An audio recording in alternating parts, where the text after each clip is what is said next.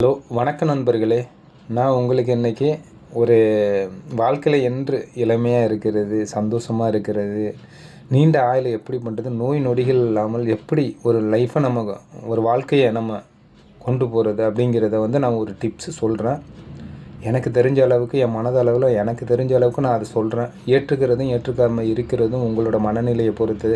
அது நல்லா இருந்துச்சுன்னா சப்ஸ்கிரைப் பண்ணுங்கள். அப்படி இல்லைன்னா தள்ளி விட்டுடுங்க. உங்கள் லைஃப்பை, உங்கள் வாழ்க்கையை நீங்கள் பாருங்கள். சந்தோஷங்கிறது எங்கேருந்து வரும்? சந்தோஷங்கிறது நம்ம மனசில் இருந்து தான் வரும். நம்ம மனநிலையை பொறுத்து தான் நம்ம சந்தோஷமாக அமையும். நம்ம உறவுகள், நம்ம சுற்றுச்சூழலை பொறுத்து தான் நம்ம மனநிலையும் அமையும். நமக்கு எல்லாருக்கும் எல்லாமே அமைஞ்சிடாது. எல்லாருக்குமே எல்லாம் அமைஞ்சிட்டுனா வாழ்க்கையில் யாருமே எதை நோக்கியும் ஓட மாட்டாங்க. சில பேருக்கு எல்லாமே இருக்கும், பணம் காசுகள் இருக்கும், ஓடிக்கிட்டே இருப்பாங்க ஹாஸ்பிட்டலுக்கு. காரணம், ஒரு மன சந்தோஷம், மன நிம்மதிகள் எதுவுமே இருக்காது. நம்ம அப்படின்ட்டு வாழ்க்கையில் நம்ம சாதிக்கணுன்ட்டு நம்ம உடம்பு ஆரோக்கியத்தை நம்ம விட்டுடுவோம். தெரியுங்களா? இதுதான் ஃபஸ்ட்டு நம்ம எடுத்து வைக்கிற நம்ம மனசுக்கு, உடம்புக்கு கொடுக்குற முதல் ஒரு நோயினா இது தான். நம்ம உடம்பை பற்றியோ, நம்ம உடல்நல ஆரோக்கியத்தை பற்றியோ நம்ம எதையும் கவலைப்பட மாட்டோம். நம்ம குடும்பம், நம்ம பிள்ளைகள், பொண்டாட்டி, உறவுகளை ரொம்ப ரேர். உறவுகளை பற்றி இந்த காலத்தில் யாருமே அந்த அளவுக்கு ஒரு இம்பார்ட்டன்ட் கொடுக்கறதில்ல. இருக்காங்க, அதுலேயும் ஒரு சில பேர் இருக்காங்க, இல்லைன்னு நான் சொல்லலை. அவங்க இருக்கிறவங்க வெரி கிரேட். அந்தமாரி இருக்கிறவங்க வெரி கிரேட்டு. ரொம்ப நன்மையை செஞ்சுக்கிட்டு இருக்கவங்க அவங்க. நம்ம குடும்பம்ட்டு பொண்டாட்டின்ட்டு ஓடுறோம் பாருங்கள். அதில் என்ன பண்ணுறோம்? நம்ம உடம்பு ஆரோக்கியத்தையும் நம்ம பார்க்க மாட்டோம். நாளைக்கு என்ன பண்ணுறது, நாளைக்கு பிள்ளைங்களுக்கு என்ன சேர்க்குறது அப்படிங்கிற அந்த திங்கிங் ஆஃப் மைண்ட்லேயே நம்ம போயிட்டுருப்போம். அந்த ஒரு யோசனையிலே போயிட்டுருப்போம். அதை நோக்கி போயிட்டுருப்போம். நம்ம உடல் ஆரோக்கியத்தை பற்றி நம்ம கவனிக்க மாட்டோம். சில தலைவலி வருதா, உடனே ஒரு டேப்லெட்டை போட்டு அதை சரி பண்ணிட்டு போகணும். நாளைக்கு போனால் தான் வீட்டில் எல்லாம். அது ரைட்டு, எல்லாருக்கும் உள்ள மனிதனுக்கு உள்ளதான், இயல்பு தான். நம்மக்கிட்ட பொருளாதாரம் இல்லைன்னா பொருளாதாரத்தை தேடி தான் போகணும். அதுக்காக நம்ம உடம்பு ஆரோக்கியமாக இருந்தால் தான் பொருளாதாரம் தேட முடியும். சந்தோஷமாக இருக்க முடியும். பொண்டாட்டி பிள்ளைகளை சந்தோஷமாக வச்சுருக்க முடியும். நம்மக்கிட்ட பொருளாதாரம் இருக்குது, நம்ம 1000 நோய் நொடிகளை வச்சுருக்கும் போது பிள்ளைங்க, பொண்டாட்டிங்க, உறவுகள் சந்தோஷமாக இருக்க முடியுமா? முடியாது. நமக்காக ஒருத்தவங்க இருக்காங்கன்னா, யாராக இருந்தாலும் இந்த உலகத்துலேயே அம்மா இருக்கிறவங்க அவங்க பிள்ளைங்களுக்கு ஏதாச்சும் ஒன்றுனாவே துடிச்சு போவாங்க. அப்படியே அம்மாவுக்கு நம்ம சந்தோஷத்தை கொடுக்கணுன்னா அவங்க மாடி மேலே மாடி வச்சு கட்டிக்கிட்டு வாழ்கிறது சந்தோஷத்தை அவங்களுக்கு கொடுக்காது. என் பிள்ளைங்களுக்கு நோய் நொடி இல்லாமல் ஒரு தலைவலிச்சா கூட அவங்களுக்கு அவ்வளோ ஒரு கஷ்டத்தை கொடுக்கும். அந்தமாரி கஷ்டத்தை கொடுக்காமல் நம்ம சந்தோஷமாக இருக்கணும், ஆரோக்கியமாக இருக்கணும்னா, நம்ம மனநிலை நமக்கு கொடுக்கணுன்னா அதுக்கு ஒரு டிப்ஸு தரேன். அது மாதிரி நடந்து கொள்ளுங்கள். பிடிச்சா பாருங்கள். 1 வீக் அது நல்லா தான் இருந்துச்சுன்னா ஏற்றுங்க. அப்படி இல்லைன்னா அதை பண்ணிவிட்டு அப்படியே போயிட்டே இருங்க. 1 வீக்கு தானே, 7 days. கண் திறக்கிறதுக்குள்ளே போயிட்டே இருக்கும். ஃபஸ்ட்டு நம்ம உடம்பு ஆரோக்கியத்திற்காக நம்ம நம்ம புண்ணியம் தேடுறதுக்காக எங்கெங்கேயோ போகிறோம். ஹரிதுவார் போகிறோம். இப்போ புனித நீராடல் பண்ண போகிறாங்க கோடிக்கணக்கில். நம்மளும் அதை நியூஸில் பார்க்குறோம். புனித நீராடல் எதுக்கு? புனிதம். அங்கே போயிட்டு வந்தோம்னா எல்லா பாவம்லாம் இறங்கிடுவோம். பாவம் இறங்கிட்டோம். இப்போ நம்ம அப்படி பாவம் இல்லாமல் இங்கே வீட்டுக்கு வந்துடலாம் அப்படின்னு புனித நீராடல். காசி, ராமேஸ்வரம், இப்படியெல்லாம் பல கோயில்கள்லாம் இருக்குது. பல இடங்கள்லாம் போய் சுற்றிட்டு வரோம். எதுக்காக வர்றோம்? சில பாவங்கள் செஞ்சுருந்தாலும் அதில் அடிபட்டு போயிடும். அன்னதானம் வழங்குகிறோம், 1000 பேருக்கு அன்னதானம் வழங்குகிறோம். 1000 பேருக்கு டெய்லி நம்ம இந்த அனாத ஆசிரமத்தில் போய் சாப்பாடு கொடுக்குறோம், எல்லாம் பண்ணுறோம். ஓகே, இது ஹெல்ப்பு. ஓகே, இது நல்ல மனநிலை தான். அந்த மனநிலை சந்தோஷமான முறையில் அவங்களுக்கு கொடுக்கணும். 1000 அழுக்குகளை நம்ம மனசுக்குள்ளே வச்சுக்கிட்டு நம்ம எங்கே போனாலும் அந்த பாவச்செயல் நம்ம கூடிக்கிட்டே தான் இருக்கும். நீங்கள் 1000 பேருக்கு அன்னதானம் வழங்கினாலும் சரி தான்.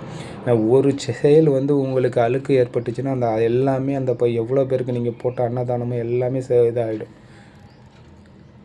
தெரியுதுங்களா? நான் சொல்கிறேன், உங்கள் மனசை நீங்கள் என்றும் அமைதியாக, நீண்ட ஆயுளாக, ஆரோக்கியமாக இருக்கணும்னா நம்ம உறவுகள், நண்பர்கள், தூரத்து சொந்தம், பக்கத்து வீட்டுக்காரவங்க, எதிர் வீட்டுக்காரவங்க, பின்னாடி வீட்டுக்காரவங்க, இவங்கெல்லாம் பற்றி ஒரு சந்தோஷமான முறையில் தான் நினைக்கணும். தெரியுங்களா?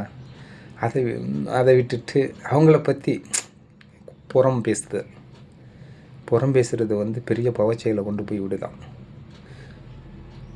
எப்படின்னு கேட்டிங்கன்னா, நம்ம அடுத்தவங்கள பற்றி புறம் பேசுகிறோம், அதுக்கு 2 பேர் வேணும். அவங்கள அழைச்சிக்கிட்டு உட்காந்துக்கிட்டு இவங்க அப்படி, அவங்க இப்படி என்ன பண்ணுறாங்க, அவங்க இதை பண்ணுறாங்க, அதை பண்ணுறாங்கன்ட்டு ஒரு செயல் ஒன்றுமே இருக்காது. அதை நம்ம திங்கிங் ஆஃப் மைண்ட் நம்ம மனசுக்குள்ளே ஏற்றுறோம். அது நம்ம மன அழுத்தத்தை கொடுக்குது. ஆனால் அந்த டைம் சந்தோஷத்தை உங்களுக்கு சந்தோஷமாக இருக்கும். அடுத்தவங்கள பற்றி அது பாவ கணக்கில் ஏறுதுன்னு உங்களுக்கு தெரியாது. கண்டிப்பாக அது தெரியாது. 1000 அன்னதானம் போட்டாலும் ஒருத்தரை பற்றி புறம் பேசும்போது அது உங்கள் பாவ கணக்கில் ஏறுது. அந்த 1000 எதுவும் வராது, கணக்கிலே வராது. பாவ செயலில் தான் போகும். நீங்கள் நரகத்துக்கு தான் போய் சேரணும். இது பிரபஞ்சம். ஏன்னு கேட்குறீங்களா? அடுத்தவங்களை பற்றி நம்ம பேசுகிறதுக்கு எந்த ரைட்ஸும் கிடையாது. நீங்கள் அடுத்தவங்களை பற்றி நன்மையா, ஒரு நன்மை கெடுதலும் நினைக்கிறாங்களா, நேருக்கு நேர் அவங்ககிட்ட வர்றாங்களா, நேருக்கு நேராக பேசுங்க. அது உங்களோட நேர்மையை ஹானஸ்ட்டாக குறிக்கும். கண்டிப்பாக அது ஒரு ஹானஸ்ட்டு. அது பாவச்செயலே போகாது. புறம் பேசுதல், புறம் பேசுகிறது ஒரு என்ன சொல்கிறது, போடுவாங்க, அவனை பற்றி பொறாமப்படுறாங்க, இவன் பற்றி இப்படி பேசுகிறாங்கங்கிறது காரணம் என்ன? புறம் பேசுகிறது, அடுத்தவங்களை பற்றி பேசுகிறது பாவச்செயலில், பாவ கணக்கில் உங்களுக்கு ஏறும். தயவு செய்து அதை தவிருங்க. அதை தவிர்த்துட்டு ஒன் வீக், ஒரு 7 டேஸ் நான் சொல்கிறத கேளுங்க. உங்கள் உறவு, உங்கள் குடும்பம், உங்கள் பிள்ளைங்க, உங்கள் நெருங்கிய உறவு, மாமனார் மாமியார் கல்யாணம் பண்ணலையா, உன்னுடைய செல்ஃபிஸ், உன்னுடைய உடம்பு, உன்னுடைய ஆரோக்கியம், இதை பற்றி நினைங்க. பாசிட்டிவ் நீங்கள் பின்னாடி போகாதீங்க. என்ன பண்ணலாம், நம்ம உடம்பு ஆரோக்கியமாக இருக்குன்னா, சந்தோஷமாக இருக்கணும். அடுத்தவங்கள பற்றி பேசாதீங்க. அடுத்தவங்கள பற்றி ஒரு நிமிஷம் கூட நினைக்காதீங்க. நினைங்க. ஹெல்ப், உதவிங்கிறது நான் அடுத்த இதில் சொல்கிறேன் உதவி அப்படின்ட்டு. புறம் பேசுகிறது தான் நான் இப்போ பற்றி பேசிட்டு. உங்கள் உடல் ஆரோக்கியமாக இருக்குன்னா அடுத்தவங்களை பற்றி நினைக்காதீங்க, புறம் பேசாதீங்க. நினைங்க. புறம் பேசுனீங்கன்னாவே நீங்கள் பாவ கணக்கில் ஏறுறீங்க. 1000 கோயில் குளத்துக்கு போனாலும் ஒருத்தரை பற்றி புறம் பேசுனீங்கன்னா அது உங்கள் நரக கணக்கில், பாவ கணக்கில், துரோக கணக்கில் வந்துடும். அதனால் கண்டிப்பாக நீங்கள் இந்த பதிவில் நான் சொல்கிறத நீங்கள் கேட்டு இன்னையிலேருந்து நம்ம குடும்பம், நம்ம பிள்ளைங்களை, நம்ம ஹஸ்பண்டை, நம்ம அம்மாவை, நம்ம உறவினர்கள், அக்கம் பக்கத்தினர் அன்போடு பழகுங்க. மகிழ்ச்சி, சந்தோஷ முறையில், சந்தோஷமான நன்மைகள், எந்த நன்மைகளில் சந்தோஷம் உங்களுக்கு மனசுக்கு திருப்தி அடையுது, மனசு அமைதியாக இருக்குது, அதை பற்றி பேசுங்க. திங்கிங் பண்ணுங்கள். பாசிட்டிவ். பின்னாடி போகாதீங்க. யாரையும் எதை பற்றி நினைக்காதீங்க. 1 வீக்கு உங்களை பற்றி நீங்கள் நினைங்க, உங்கள் குடும்பத்தை பற்றி நினைங்க. சந்தோஷ முறையில் நினைக்கணும். பாசிட்டிவ். பின்னாடி திங்க் பண்ணாதீங்க.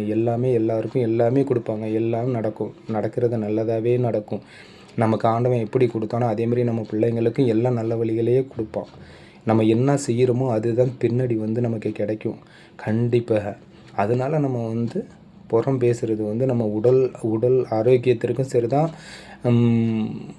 மன அமைதிக்கும் சரி தான். நீங்கள் நீண்ட ஆயுளையும் குறைக்குது, உடல் ஆரோக்கியத்தையும் குறைக்குது, மன அமைதியும் குறைக்குது. அதனால் அது 2வது.